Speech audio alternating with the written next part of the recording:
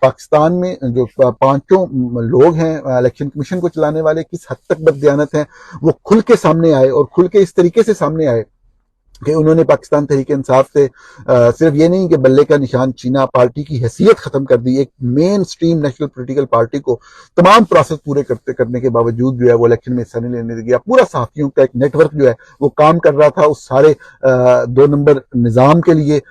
وہ صحافی جن کو میں نے کبھی بھی الیکشن میٹرز، مطلب جو الیکشن ہوتا ہے، جب بھی آپ انتخابات کہتے ہیں تو الیکشن سے مراد عام انتخابات ہوتا ہے، میں نے الیکشن سے متعلق امور کے اوپر ان کو کبھی بات کرتے ہوئے نہیں دیکھا۔ میں نے ان صحافیوں کو جن کی میں بات کر رہا ہوں کبھی بھی انتخابات کے حوالے سے جو اہم ترین نقطے، اہم ترین پوائنٹ ہوتے ہیں، جو شعور لوگوں میں بیدار ہونا چاہیے، جو سیاسی ورکر میں بیدار ہونا چاہیے، اس حوالے سے یا جس طریقے سے الیکشن کو رگ کیا جاتا ہے، کبھی بھی میں نے ان کو کوئی ان ڈیپتھ گفتگو کرتے ہوئے نہیں دیکھا۔ لیکن ایک بات مجھے ماننی پڑ رہی ہے کہ یہ سارے لوگ جن کا میں ذکر کر رہا ہوں، جن کو قومی انتخابات، عام انتخابات کے بارے میں حرف کا نہیں پتا، کوئی ایکسکلوسیو یا کوئی انویسٹیگیٹو سٹوری ان کی ریکارڈ پہ نہیں ہے، وہ پارٹی کے اندر الیکشن کیسے ہوتے ہیں اس کے بہترین ماہر بن چکے ہوئے ہیں۔ ایسی زبردست رپورٹنگ کی گئی ہے کہ آپ کے کان کھڑے ہو جائیں گے۔ خیر، بات یہ ہے کہ بددیانتی کی حد بھی ہوتی ہے، اور ہم تمام حدیں پار کر چکے ہیں، اور پھر بضد ہیں کہ ہم مطلب جو کر رہے ہیں وہ صحیح کر رہے ہیں، اور وہی سچ ہے جو ہم کہہ رہے ہیں۔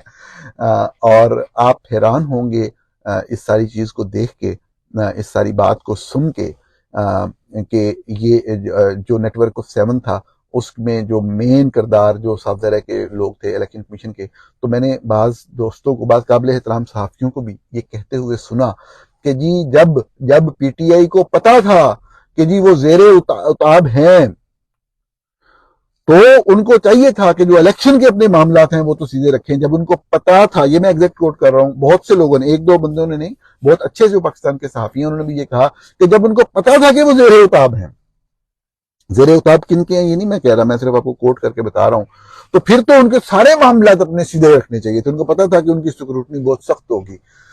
اچھا، اب میں صرف اتنا عرض کر دوں کہ اس بات سے مراد کیا، آپ خود سمجھ لیں کہ یہ قابل احترام جو صحافی ہیں وہ بھی یہ بات کر رہے ہیں۔ اب یہ زیر اتاب سے کیا مراد ہے، کس کے زیر اتاب، یہ آپ سمجھ لیں۔ اور سکروٹنی سخت ہوگی، سکروٹنی کس نے کرنی ہے؟ بعض اوقات آپ کسی بات کو غور سے بھی سن لیں تو آپ کو پوری بات سمجھ آ جاتی ہے، آپ کو نیٹ ورک آف 7 کی پرفارمنس کی خود بخود سمجھ آتی ہے کہ سکروٹنی کس نے کرنی تھی، کس نے فیصلہ سنایا۔ اچھا، فیصلہ کر دیا، ہائی کورٹ نے اس فیصلے کو سٹے کر دیا، وہاں پہنچ گئے، نہیں جی آپ نہیں کر سکتے۔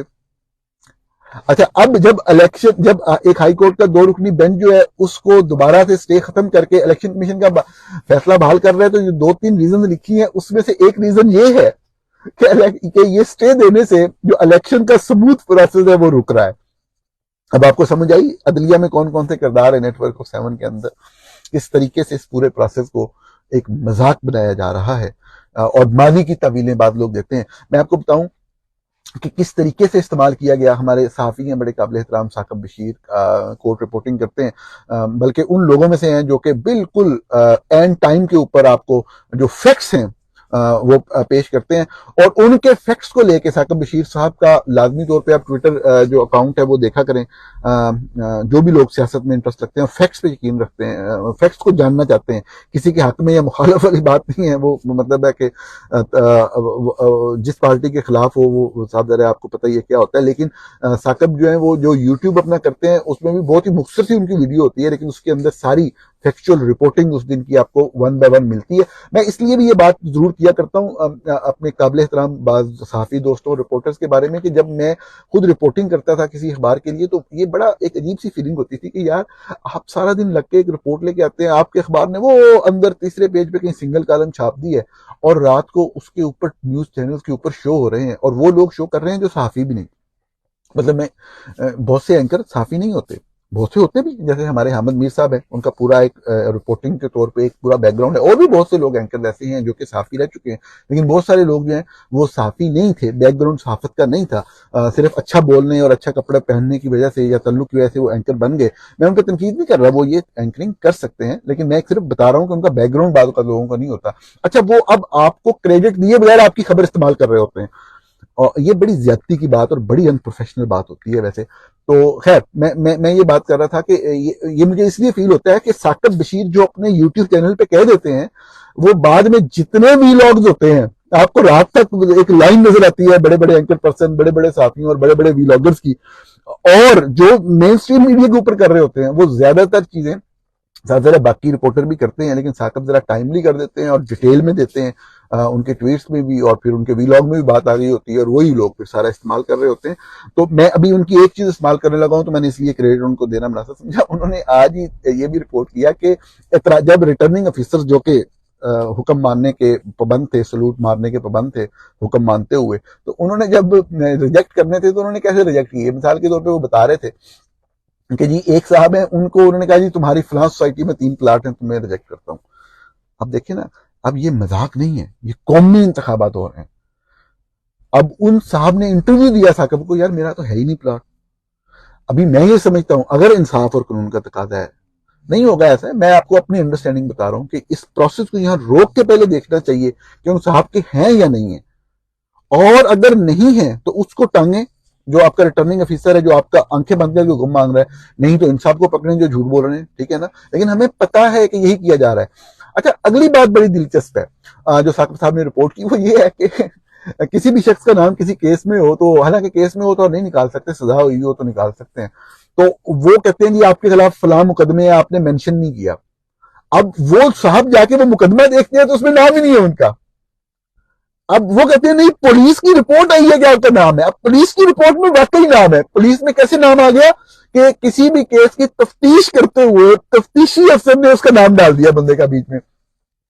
تو یعنی کہ جب آپ انتظامیہ جو الیکشن کا انعقاد کرا رہی ہے جو ملک کی مالک و مختار ہے یعنی کہ اسٹیبلشمنٹ یعنی کہ فوج اور ISI اگر آپ ان کے خلاف ہوں گے تو وہ اگر آپ کے خلاف وہ کیس نہیں بھی ہے تو کسی بھی کیس میں پولیس والے سے کہہ کہ آپ کا نام ڈلوا دیں گے اور آپ الیکشن نہیں لڑ سکتے. جب قاضی فائز عیسیٰ جیسے منصف ہوں گے تو پھر یہی ہوگا. اسی طریقے سے نظام چلے گا.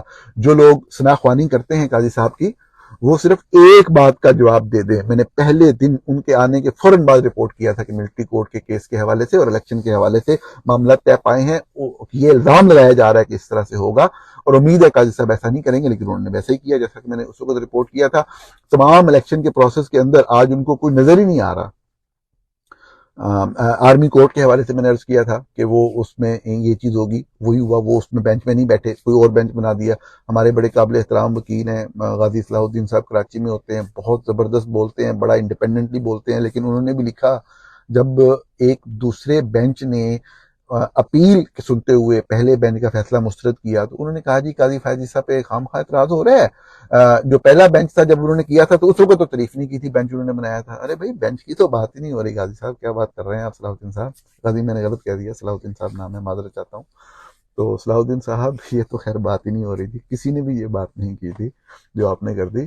بات یہ تھی کہ ان کو خود چیف جسٹس آف پاکستان کو ملک کے سب سے بڑے سب سے اہم کیس میں خود بیٹھنا چاہیے تھا. جن لوگوں کو انہوں نے بٹھایا آپ بھی جانتے ہیں یہ سچ آپ کو بولنا چاہیے تھا کہ وہ ایک طرح سے پولیٹیکل موو تھی غلط موو تھی. خود بیٹھیں جو بھی کرنا ہے کریں. اپیل میں کم از کم خود بیٹھ جاتے. یہ کوئی بات ہے کہ نجیز کو بٹھا کے جو کہ ویسے ہی فوج کے پریشر میں ہوتے ہیں اس کو مسترد کروا دیا. اور ابھی الیکشن کے حوالے سے جو پٹیشن گمشدہ افراد والی بعد میں بڑے بڑے رپورٹرز نے آ کے بڑی بڑی باتیں کی جی انہوں نے یہ نہیں کہا تھا انہوں نے وہ کہا تھا. پتہ نہیں یہ کہاں سے سناخواں کہاں سے جھوٹے لوگ جھوٹ بولنے کے لیے آ جاتے ہیں. پوری قوم دیکھ رہی تھی. یا تو آپ یہ بھی کہہ سکتے تھے کہ ہم وہاں بیٹھے کور کر رہے تھے آپ کو کیا پتا. یہاں تو پوری قوم دیکھ رہی تھی. دیکھا بالکل محمد خان بھٹی کے تناظر میں بات نہیں ہوئی. بالکل عمران ریاض خان صحافی کے تناظر میں بات نہیں ہوئی. انہوں نے واضح طور پہ کہا بار بار کہا یہ والی بات کہ یہ جو لوگ غائب ہو گئے ہیں یہ خود کیوں نہیں آتے. یہ کوئی بات ہے کرنے والی. پاکستان کے اندر جس طریقے سے ISI یا انٹیلیجنس ایجنسیاں پاکستانی شہریوں کو اغوا کرتی ہیں اٹھاتی ہیں آپ کیسے تفریق کر سکتے ہیں کہ جی یہ تو PTI کا تھا سیاسی ورکر تھا اس کو اٹھانے کی بات ہو رہی ہے. بھئی جس کو اٹھایا کیا آپ چاہتے ہیں کہ صداقت عباسی آپ کے پاس چل کے آئیں عثمان ڈار آپ کے پاس چل کے آئیں اور آپ کو آ کے کہیں کہ ہمیں فلاں نے اٹھایا تھا. بڑی بات کر رہے ہیں قاضی صاحب آپ. میں بات کنکلوڈ کرتا ہوں. ناظرین معذرت میری پوری کوشش ہوا کرے گی کہ آئندہ سے میں 20 منٹ سے کم وقت میں اپنی بات کو کنکلوڈ کروں ابتدائی دنوں میں ذرا پلاننگ کی وجہ سے مجھے مشکل ہوتی ہے. ایک آخری بات کر کے اپنی بات کو ختم کرتا ہوں کہ یہ جو لوگ آپ کو بیوقوف بناتے ہیں بعد میں صحافت کے روپ میں آ کے کہ نہیں قاضی صاحب پہ ناجائز تنقید ہو رہی ہے، ایسے نہیں ہوتا. بعض لوگ تو باقاعدہ سمجھانے کی کوشش کرتے ہیں جی ہم 25 سال سے رپورٹنگ کر رہے ہیں تو یہ پروسیس یہ ہوتا ہے. کوئی پروسیس وغیرہ نہیں ہوتا. میں آپ کو عرض کر دیتا ہوں، جو ایک بندے نے خود آنا ہے اور انڈینائبل ایویڈنس لے کے آنا ہے کہ ہاں مجھے فلاں نے اغوا کیا تھا، وہ کوئی ٹرائل کے لیول پہ کوئی کیس ہے، کوئی ٹرائل کورٹ کوئی چیز سن رہی ہے، وہاں پہ بات ہونی ہے. یہ 184(3) کے تحت اس کو ہم میں انتہائی ادب سے عرض کر رہا ہوں، میں کوئی استاد کوئی لیکچرر بننے کی کوشش نہیں کر رہا، میں صرف بددیانتی چند لوگوں کی ایکسپوز کر رہا ہوں. اسے ہم پبلک انٹرسٹ لٹیگیشن کہتے ہیں.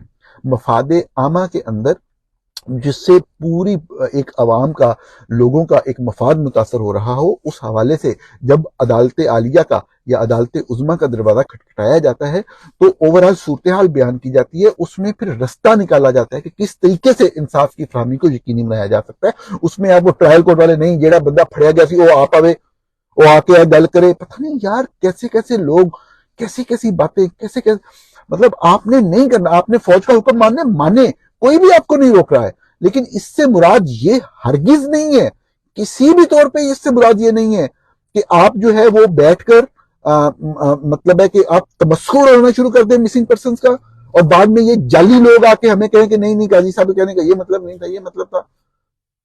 آپ کو الیکشن اگر کنٹرول کرنے کا اور اس کو کرنے کا ایک ٹاسک دیا گیا ہے جو آپ بخوبی نبھا رہے ہیں.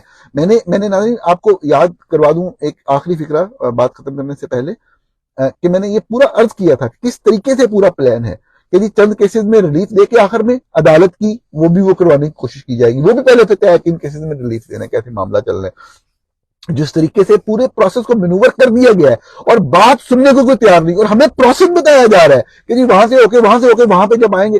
ارے بھائی وہاں پہ جب آئیں گے تو آپ یہی کریں گے نا کہ چند لوگوں کو آپ الیکشن لڑنے کی اجازت دے دیں گے. تو جو اب تک ہو چکا ہے اس کا ذمہ دار کون ہے؟ جن لوگوں کو اغوا کیا گیا ان کا ذمہ دار کون ہے؟ جن لوگوں کو الیکشن کمپین نہیں چلانے دی گئی ان کا ذمہ دار کون ہے؟ جو لوگ اپنے نامینیشن پیپر ہی فائل نہیں کر سکے ان کا ذمہ دار کون ہے؟